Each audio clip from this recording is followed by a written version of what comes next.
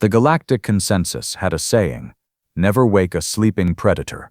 Old wisdom. Ancient wisdom, actually, carved into the memory banks of civilizations so old they had forgotten their own homeworlds. Every species in the known galaxy knew this saying. Every diplomat, every fleet admiral, every junior clerk processing trade documents in some dusty orbital station had heard it at least once. The Vreth had heard it too. They just thought it applied to someone else. Let me tell you about the Vreth, because you need to understand who they were before you can understand what happened to them.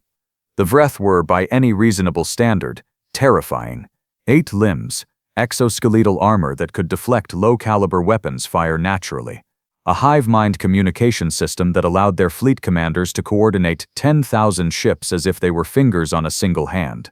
They had conquered 43 worlds. 43. They had reduced the Pelori to refugees drifting in generation ships. They had glassed the surface of Mentukar 4 just to make a point about punctuality. When the Vreth showed up, civilizations did not fight back. Civilizations evacuated, surrendered, or ceased to exist. Those were the 3 options, and nobody had ever found a 4th, until they found Earth. Now, I should clarify something. The Vreth did not stumble onto humanity by accident. This was not some tragic misunderstanding, not a navigation error, not a case of mistaken identity. Commander Vrex Kall, leader of the 9th Expansion Fleet, had done his research. He had spent the better part of 6 Vreth lunar cycles studying humanity. He knew their population numbers. He knew their military hardware. He knew they had something called nuclear weapons, which his analysts had cheerfully rated as quaint. He knew they had internal conflicts, political divisions, resource disputes. He knew they had spent the last 2 centuries fighting each other almost as enthusiastically as they had spent building things. That last part, for some reason, did not set off any alarm bells. Vrex Kall assembled his fleet at the edge of what humans called the Oort Cloud. 5,000 warships arranged in a formation so precise it would have moved a mathematician to tears. Beautiful, really. A crescent of destruction half an astronomical unit wide. His communications officer, a young Vreth named Skivrak Das, had been assigned to broadcast the standard Vreth conquest declaration, a 30-second message that had made 43 other species put their heads between whatever they used as knees and wait for the end. Skivrak Das broadcast the message. Then they waited. The response came 11 minutes later, which is roughly the time it takes a radio signal to travel from the inner solar system to the Oort cloud. The message was short. Vrex Kall had it translated immediately, and he read it 3 times because he was certain his translator had made an error. The message said, "And I want you to appreciate the exact phrasing here. Cool. Come get some." Vrex Kall sent a follow-up message asking for clarification. The humans sent back what their communications logs later revealed was an image of a single raised middle finger. His xenobiologists needed 4 hours to explain what that gesture meant. Vrex Kall was not amused. He ordered the fleet to advance. "This is where I need to introduce you to a human named Brigadier General Yolanda Ferreira, because she is one of the people who survived to tell this story, and she tells it better than anyone."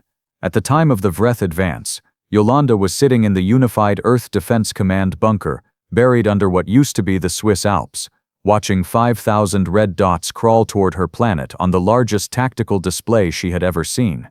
She was 54 years old, had commanded forces on 3 continents, had gray starting at her temples that she refused to dye, and according to every account from people who were in that room, her first words upon seeing the full scope of the incoming fleet were, "Well, we are absolutely cooked."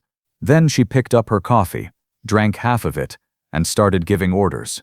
Because here is the thing about humanity that the Vreth had technically noted in their research files but had failed, catastrophically, to understand the implications of. Humans do not respond to existential threats by surrendering. They do not respond by evacuating. Humans respond to the news that something is trying to kill them by becoming extraordinarily creative, extraordinarily fast, and extraordinarily willing to do things that any reasonable species would classify as tactically insane. Yolanda's first order was to activate the perimeter grid. This was a system of missile platforms, railgun arrays, and what the technical documentation politely called experimental directed energy weapons, which everyone in the bunker understood to mean things we built and are not entirely sure will work. The perimeter grid had been constructed over 40 years by 16 different nations that had, for most of those 40 years, been arguing with each other about basically everything else. But they had agreed on this. Because humans, whatever their disagreements, share a particular quality. When something outside the argument shows up and threatens everyone, the argument pauses, sometimes permanently. Her second order was to get Commander Tariq Osei on the line. Tariq was in charge of humanity's space-based assets, a collection of repurposed mining vessels, 3 actual warships that the unified government had managed to build before the budget disputes stalled everything, and what he cheerfully described as a truly embarrassing amount of improvised ordnance. Tariq was 41, had started his career as a commercial asteroid miner, and had the specific kind of calm that comes from having spent 15 years in space where any number of things could kill you on any given Tuesday. He was not panicking. He was in fact eating a sandwich when Yolanda called him. "They're coming," Yolanda said. "I know," Tariq said. "I've been watching." "How many did you say? 5,000? 5,000 confirmed." There was a pause. Tariq took another bite of his sandwich. "Right," he said. "I've got an idea." Yolanda, who had worked with Tariq for 6 years, felt a very specific sensation that she later described as equal parts hope and dread. "How bad is it?" she asked. "Scale of 1 to 10. Probably an 8. 8 bad or 8 crazy." "Yes," Tariq said, and hung up. The Vreth fleet crossed the heliopause with the kind of confidence that only comes from having done this 43 times before. Vrexkal had arrayed his ships in standard conquest formation. Vanguard of 500 fast attack vessels leading the way, the main body of 3,500 warships behind them, and 500 heavy bombardment platforms at the rear, ready to begin atmospheric processing once the orbital defenses were neutralized. He had done this before. The Vanguard would punch through whatever the humans had in orbit. The main body would secure the space lanes, and then the bombardment platforms would make the point, as they always made the point, that resistance was not a viable long-term strategy. The Vanguard hit the perimeter grid 11 hours after the initial broadcast. What happened next entered Vreth military history as the first anomaly, which is a deeply polite way of describing what was, by any honest assessment, an absolute catastrophe. The perimeter grid did not behave like defensive systems were supposed to behave. Defensive systems fired in patterns. They had coverage gaps. They ran out of ammunition, or overheated, or required targeting recalibration between salvos. The perimeter grid did all of those things, technically. But it also did something the Vreth tactical computers had not modeled for. It had been programmed by humans, who had spent 40 years arguing about every possible failure mode, patching every gap, testing every vulnerability, and also, critically, adding features that the original design had not included, because individual engineers and programmers, and what the documentation called enthusiastic volunteer contributors, had kept improving it in their spare time because the alternative was extinction, and apparently that is very motivating. The Vanguard lost 60 ships in the first exchange, 60 out of 500. By Vreth standards, an acceptable loss ratio, high but acceptable. Vrethskal ordered the Vanguard to push through. They lost another 90 in the next 12 minutes. Vrexkal reviewed the tactical data personally. His analysts told him the humans were using a targeting system that seemed to learn between volleys, that it was identifying the Vreth point defense patterns and adjusting fire solutions in real time, that the missile salvos were not following ballistic trajectories, but were actively maneuvering. He asked his lead analyst, a veteran named Koresh Ven, who had participated in 11 previous conquests, whether this was unusual. Koresh Ven said, with the particular tone of someone trying very hard to remain professionally composed, "Commander, I have never seen anything like this." The Vanguard pushed through. They lost 212 ships doing it, 42% casualties before they reached orbital space. In the 43 previous conquests, Vreth Vanguard forces had never exceeded 9% casualties penetrating defensive grids. Vrexkal noted this in his log. He described it as unexpected resistance. This was, in retrospect, the most dramatic understatement in recorded military history. Then Tariq's idea arrived. What the Vreth tactical computers classified as a civilian vessel was, technically, accurate. The ship in question was registered as a mining hauler. The persistent argument, which Tariq had personally named, and which he was personally piloting, along with a crew of 22 former miners, 3 engineers who had been working on experimental propulsion systems, and a weapons technician named Priya Sundaram, who had previously worked in demolitions and had over the past 8 months been extremely creative with her job description. The persistent argument was not a warship. It did not have military-grade shielding. It did not have military-grade weapons. What it had was 14,000 tons of refined iron ore packed around an improvised electromagnetic pulse generator, the size of a cargo container, a modified mining laser array that Priya had spent 4 months reconfiguring for reasons she had described in the official paperwork as operational efficiency improvements, and a crew that had spent 15 years working in the most dangerous profession in the solar system and had developed a relationship with danger that most military psychologists would have found concerning. Tariq flew the persistent argument directly into the gap left by the Vreth Vanguard, not toward the Vanguard. Through the gap, straight at the main fleet body. Vrexkal's tactical computers flagged it as anomalous. A single civilian vessel, approaching the fleet at high velocity, was not a recognized threat profile. The computers recommended interdiction by 3 fast attack vessels. Vrexkal approved the recommendation without looking up from his command console, because he was dealing with 6 other situations simultaneously, and 1 civilian mining ship did not seem like something that required his personal attention. The 3 fast attack vessels moved to intercept. Priya Sundaram fired the mining lasers. She had not, technically, transformed them into weapons. What she had done was reconfigure them to operate at a frequency and power density that was, in the words of the engineering report filed afterward, not within the originally intended operational parameters. What this meant in practice was that the 3 Vreth fast attack vessels found themselves being hit by something that their shields had not been calibrated to handle, because their shields had been calibrated against known human weapons, and this was not a known human weapon. This was a mining laser. Nobody armors against mining lasers. 2 of the 3 vessels lost propulsion. The 3rd managed to fire back. The persistent argument took a hit that destroyed the aft cargo section, killed the drive systems, and left Tariq floating in a slowly spinning, partially destroyed mining hauler in the middle of the Vreth main fleet with no propulsion, and, if his instruments were correct, about 4 minutes of structural integrity remaining. He activated the pulse generator. The electromagnetic pulse that followed was, according to the post-battle analysis, significantly larger than Priya had estimated it would be. This was because the iron ore, which had been packed around the generator for structural reasons, turned out to interact with the generator in a way that amplified the pulse output by a factor of approximately 6. This was, Priya later confirmed, not something she had planned. It affected 119 Vreth warships. 94 of them suffered complete power failure. 25 suffered partial system shutdowns that left them drifting and unresponsive for the next 40 minutes. Tariq and his crew evacuated in emergency pods. Vrexkal stared at his tactical display for a long moment. Then he did something that no Vreth commander had done in 43 conquests. He called a tactical pause. He stopped the fleet. He sat in his command throne and looked at the numbers and tried to understand what was happening. He had lost over 300 ships. He had not yet entered weapons range of Earth itself. His vanguard had taken casualties that would have ended careers in any previous campaign.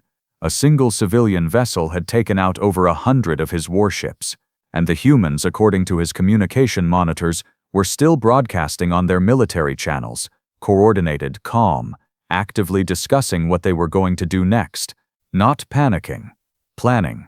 Korash Ven approached his console. "Commander," she said, quietly, "I think we should reconsider the engagement parameters." Vrexkal looked at the planet on his display, blue and white and green, sitting there in the middle of all this, completely undamaged, waiting. "Get me new intelligence on their remaining assets," he said. "Commander," Korash Ven said, even more quietly, "I am not sure we have enough intelligence capability left to get good data." That was when the second wave of human ships appeared on his sensors. They were not warships. That was the first thing Korash Ven's damaged sensors told her, and she reported it to Vrexkal, with the specific tone of someone who has stopped being surprised by anything and is simply reading data because data is all that remains between her and complete professional collapse. Not warships. not military vessels of any recognized classification. The sensor returns were coming back as commercial freighters, passenger liners, orbital construction platforms, fuel tankers, and at least 3 objects that the computer could not classify at all because they did not match any vessel profile in the Wraith database. There were 470 of them. Vrex Kahl asked, very carefully, why civilian vessels were approaching an active combat zone. Nobody on his bridge had a good answer.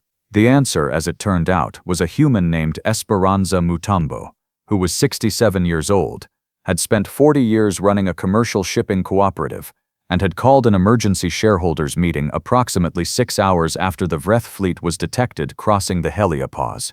The meeting had lasted 11 minutes. The vote had been unanimous. Every vessel in the cooperative, every freighter, every tanker, every aging bulk carrier with a crew of 8 and a cargo hold full of agricultural equipment had changed course for the inner solar system. Esperanza had then gotten on a general broadcast frequency and made an offer to any other civilian captain who was listening. The offer was simple. Come help. 470 vessels had answered. None of them were armed, exactly. But humans, as the Vreth were in the process of discovering, have a very fluid relationship with the word exactly. The crews of those 470 vessels had spent the transit time from wherever they had been to wherever they were going, doing what humans do when they are given a problem, a deadline, and sufficient motivation. They had improvised. The fuel tankers were pressurizing their cargo tanks to use as makeshift rams.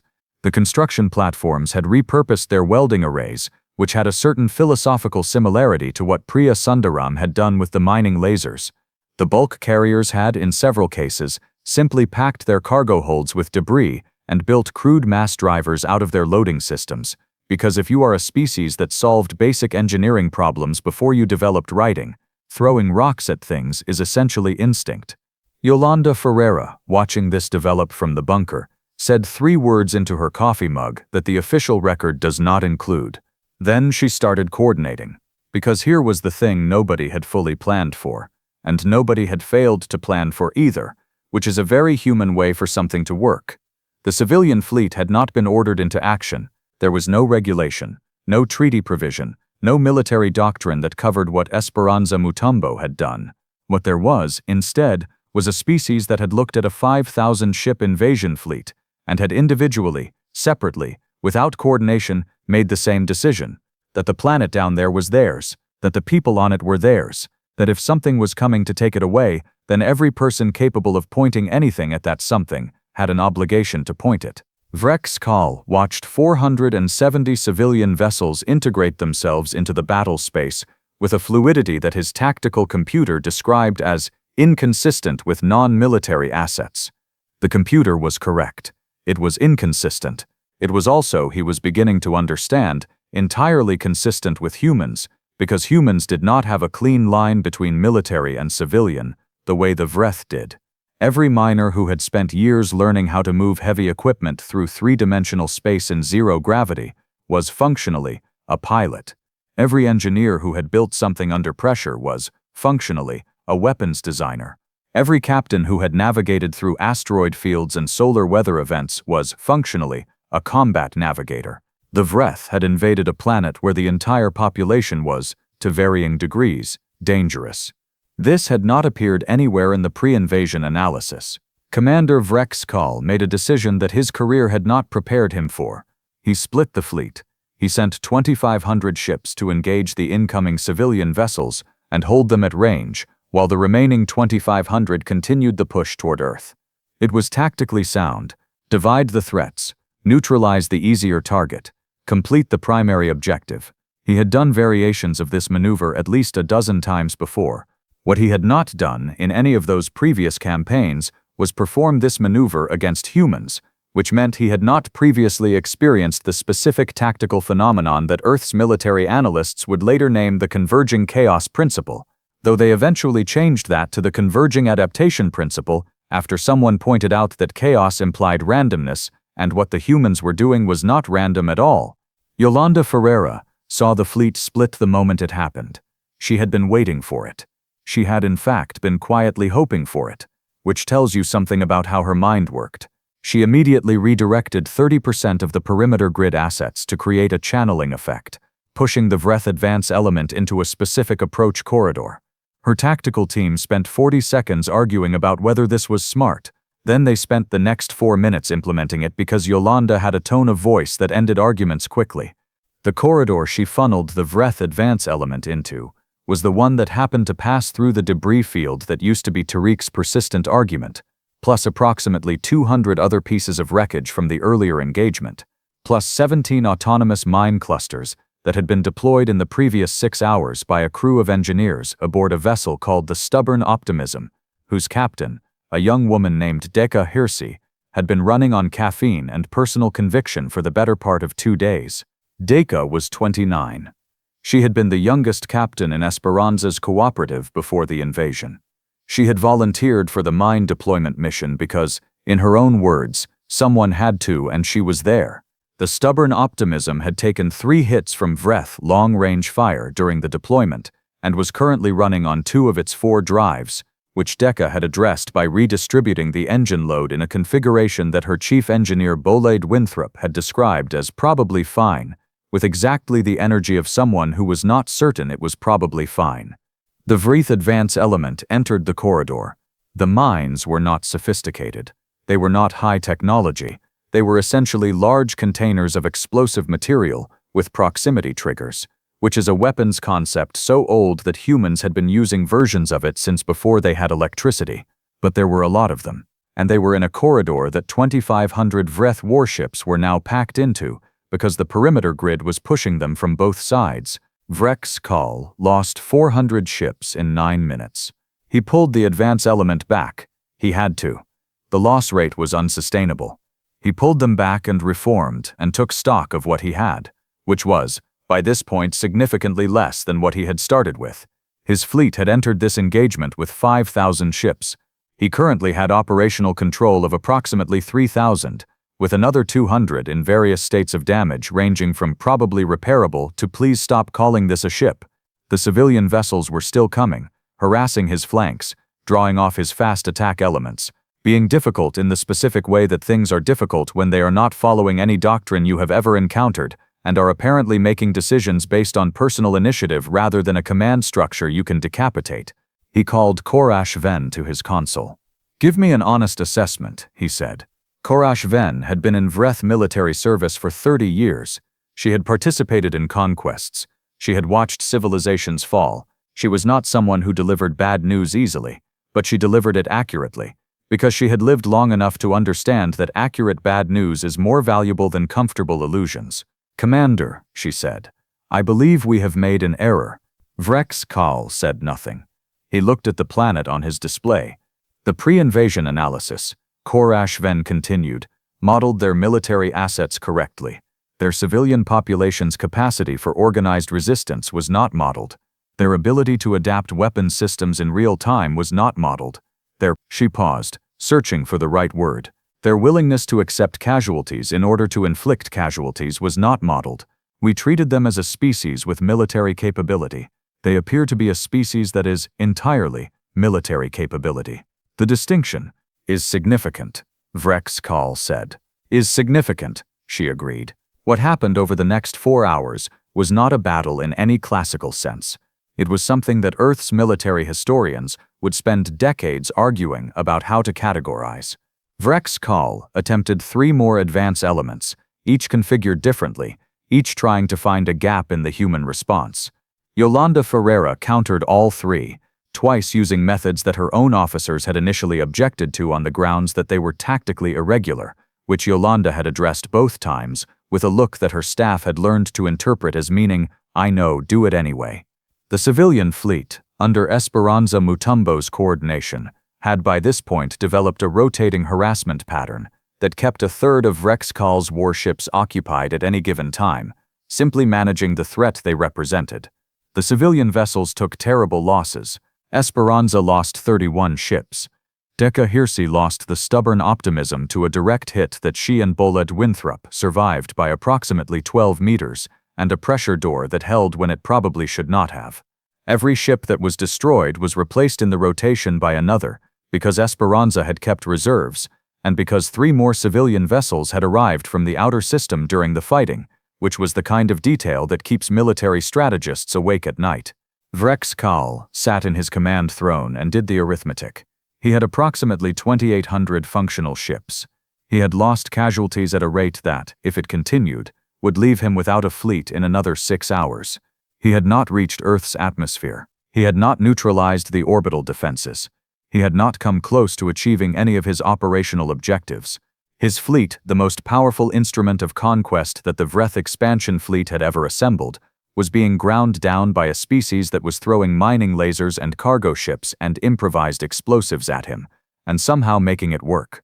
He thought about the 43 conquered worlds. He thought about what this battle report was going to look like when it reached the Vreth High Command. He thought about Korash Ven's assessment, and the specific phrase she had used, a species that is, entirely, military capability. Then he opened a communication channel. The message he sent to Yolanda Ferreira's command bunker arrived 11 minutes after he transmitted it, and Yolanda read it twice before she let herself react. Then she put her coffee down, very carefully, and said in a tone that her staff had never heard from her before, something that the official record does include because someone was transcribing, which was, "They're asking for terms." The room was quiet for a moment. Then Brigadier General Yolanda Ferreira, who had been awake for 31 hours, who had watched human beings throw themselves at a 5,000-ship invasion fleet in mining haulers and fuel tankers and construction platforms, who had sent people out to die and watched them go and kept giving orders anyway, sat down in her chair and laughed. Not a happy laugh. Not exactly. The kind of laugh that comes out when the alternative is something you cannot allow yourself in the middle of a command post. She composed herself.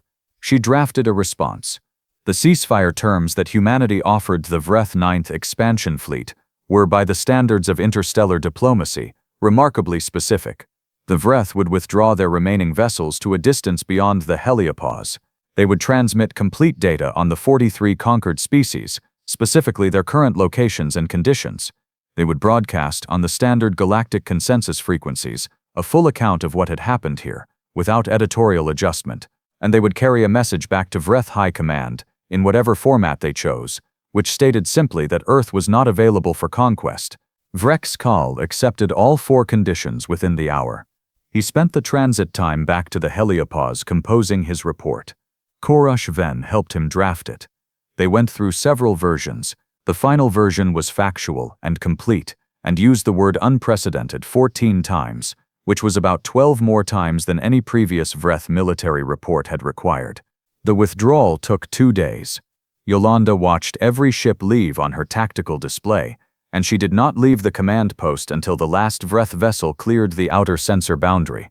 Then she went outside for the first time in 31 hours, stood in the cold alpine air, and looked up at a sky that was still there. Tariq Osei was recovered from his emergency pod 48 hours after the battle, slightly hypothermic, and deeply annoyed that someone had eaten the other half of his sandwich before evacuating. He was awarded the highest military honor Earth's unified government could create, partly because the existing highest honor didn't feel sufficient, and partly because creating a new one seemed appropriate for a man who had flown a mining hauler into 5,000 warships and survived. Priya Sundaram was already designing a second-generation version of the mining laser array before the formal ceasefire was signed. She filed the design as a patent. The patent application listed its intended use as operational efficiency improvements, because she had developed a sense of humor about the paperwork. Decca Hirsi and Bolade Winthrop were fished out of their survival suits by a rescue vessel crewed by people who, 12 hours earlier, had been hauling frozen produce between orbital stations. Decca cried for the first time since the whole thing started, briefly, and then asked if anyone had a sandwich. Esperanza Mutombo attended 31 memorial services in the 6 months following the battle. She attended every one. She spoke at most of them. She was, by every account, composed and dignified and correct, and 3 people who knew her well said that she was never quite the same afterward, in the specific way that people who have sent others into danger and watched them go are never quite the same. The information the Vreth transmitted about the 43 conquered species led to the largest combined rescue operation in galactic consensus history. The Pelori generation ships were found 14 years later. The The survivors of Mentukar IV were located on a Vreth agricultural colony, doing labor they had not chosen. Both situations were resolved, eventually, through processes that were slow and complicated, and imperfect, and ultimately more successful than they had any right to be, which is a fairly common outcome for things humans are involved in. The Vreth High Command received Vrek's Call's report and convened an emergency session. The session lasted 3 weeks. At the end of it, they issued a single formal document reclassifying Earth in the Vreth Strategic Database. It had previously been listed under pending acquisition. It was relisted as Do Not Approach, with a secondary notation that the file contained 43 appendices of supporting documentation and that any expansion fleet commander who had not read all of them before entering the human solar system would be doing so from a court-martial. The Galactic Consensus, which had watched all of this from a cautious distance, sent a diplomatic delegation to Earth 8 months after the battle. The lead diplomat was a species called the Orvan, 7 feet tall, bioluminescent, with 4 arms, and the kind of patient disposition that comes from living for 300 years. Her name was Thivelian Awo, and she had been a diplomat for 60 of those years, and she had seen many things, and she had prepared extensively for this meeting. She had not prepared for Yolanda Ferreira, who met her at the landing platform in a military uniform with coffee in one hand and the specific expression of someone who has not had a full night's sleep in 8 months and has stopped pretending otherwise.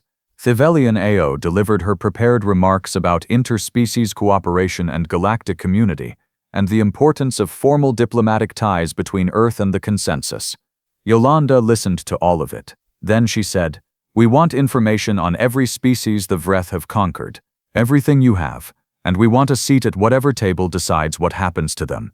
Thivelian Ao said carefully that these were matters for extended negotiation. Yolanda said, "How extended?" Thivelian Ao said that typically these processes took several years. Yolanda said, "We'll do it in 8 months." Thivelian Ao looked at her for a long moment and then sent a message back to the Consensus that was considerably shorter than her prepared report.